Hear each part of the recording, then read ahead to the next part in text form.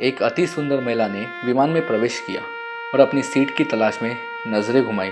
उसने देखा कि उसकी सीट एक ऐसे व्यक्ति के बगल में है जिसके दोनों हाथ नहीं है।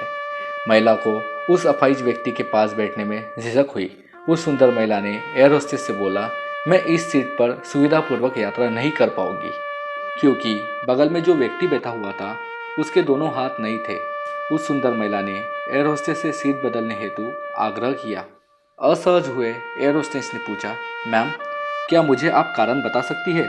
सुंदर महिला ने जवाब दिया, मैं ऐसे लोगों को पसंद नहीं करती। मैं ऐसे व्यक्ति के पास बैठकर यात्रा नहीं कर पाऊंगी। दिखने में पढ़ी लिखी और विनम्र प्रतीत होने वाली महिला की यह बात सुनकर एयर होस्टेस अचंभित हो गई। महिला ने एक बार फिर एयर होस्टेस से जोर डालकर कहा कि मैं उस सीट पर नहीं बैठ पाऊंगी, अतः मुझे कोई दूसरी सीट दे दी जाए। एयर होस्टेस ने खाली सीट की तलाश में चारों ओर नजर घुमाई, पर कोई भी सीट खाली नहीं दिखी।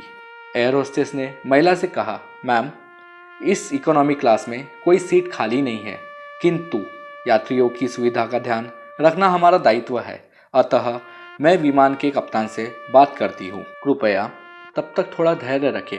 ऐसा कहकर होस्टेस कप्तान से बात करने चली गई।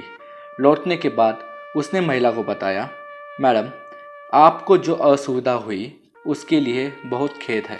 इस पूरे विमान में केवल एक सीट खाली है और वह प्रथम श्रेणी में है। मैंने हमारी टीम से बात की और हमने एक असाधारण निर्णय लिया। एक यात्री को इकोनॉमिक क्लास से प्रथम श्रेणी में भेजने का कार्य हमारी कंपनी के इतिहास में पहली बार हो रहा है।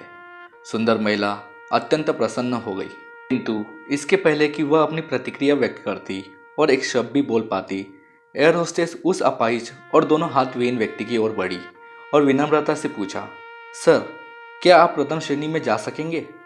क्योंकि हम नहीं चाहते कि आप एक अशिष्ट यात्री के साथ यात्रा करके परेशान हो।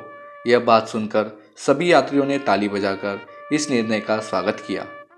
वह अति सुंदर दिखने वाली महिला तो अब शर्म से नजर ही नहीं उठा पा रही थी। तब उस अपाहिज व्यक्ति ने खड़े होकर कहा, मैं एक भूतपूर्व सैनिक हूँ और मैंने एक ऑपरेशन के दौरान कश्मीर सीमा पर हुए बम विस्फोट में अपने हाथ खोए।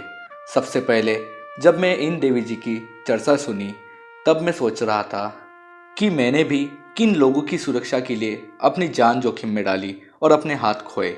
लेकिन जब आप सभी की प्रतिक्रिया देखी, तो अब मैं अपने आप पर गर्व महसूस कर रहा हूँ। मैंने अपने देश और देशवासियों की खातिर अपने दोनों हाथ खोए।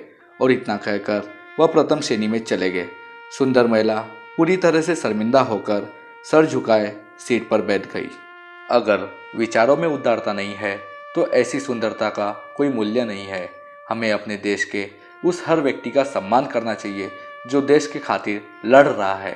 खासकर हमें उन सैनिकों का सम्मान ज़रूर करना चाहिए, उन्हें उनका स्थान ज़रूर देना चाहिए और हमें गर्व होना चाहिए कि हमारे सैनिक हमारे लिए अपनी जान हथेली पर रखकर हमारे लिए लड़ रहे हैं।